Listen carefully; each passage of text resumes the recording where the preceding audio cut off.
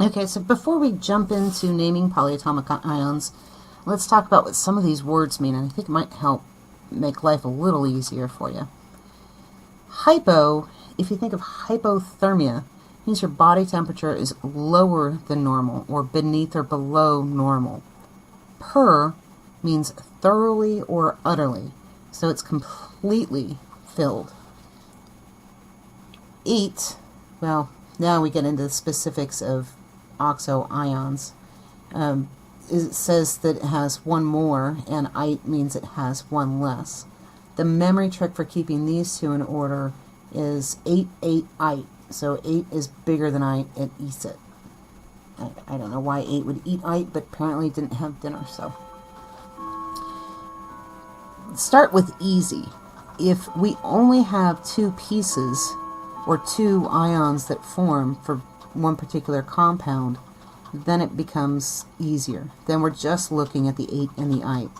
So this one has more oxygen than that one, and it becomes nitrate. This one has less, nitrite. Okay. This one has more oxygen, phosphorus, so it just becomes phosphate, and this is phosphite. Phosphite. Come down here, and suddenly we aren't quite as clear as before. Now we have choices to make. So the easiest one that I would go for is just to start off with remembering per is the maximum, so it goes to the front. Per chlor, chlor, and hypo rather, hypochlor. Now I would draw myself a little line. 8, 8, ite. Everything on this side has more oxygen than everything on this side. So this is going to be a chlorate, hypochlorate, and perchlorate, and this is going to be just chlorate. Chlorate. So this is over here, and 8, 8, ite, chlorite. That means this hypo is chlorite, not chlorate. Beautiful. So now we have all those named.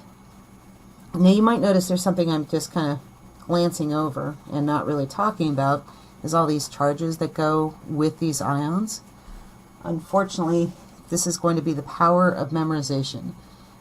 Thankfully, there's not that many of them, but you do need to know what charges go with which ions, because that becomes important with just like the periodic table, where we could put our different ions together.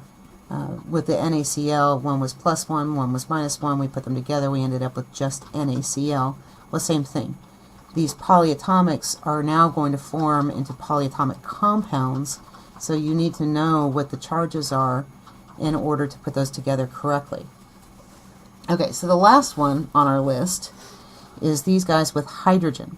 So, as part of the reason I'm bringing up the charges, you'll notice that this one with the 1 hydrogen went down to 2-, where before our phosphate and phosphite were both 3-.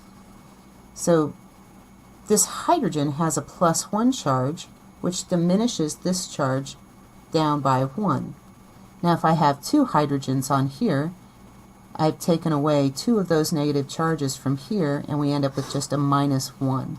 If you want, I can write in the 1. And the reason for this is, do I have my periodic table handy? I don't see it. If you remember on the periodic table, we look over the corner, and we said that that first column on the periodic table all have +1 charges. Well, come to find out, hydrogen, well, not come to find out, hydrogen has always done this. This is just how we've defined it. We call its behavior as being acidic. So we say that if we've added hydrogen to something, that it's now, we've created an acid compound. And one of the ways that it's defined as being, when we're talking about the acid, is we'll write it like that, H+. So how do we name these guys? Okay, and I paused on that because I think if I go into too much detail here, it's going to be a little bit confusing as we go into actually naming acids. So I'm just going to point out that the 2 becomes dihydrogen, di for 2, and the H becomes monohydrogen. If there is only one combination, or if it's just one hydrogen that goes with either the sulfate or sulfite, the H just becomes hydrogen. And you're going to see in just a little bit why I'm going to disregard further details on that for now. All right, on to the next.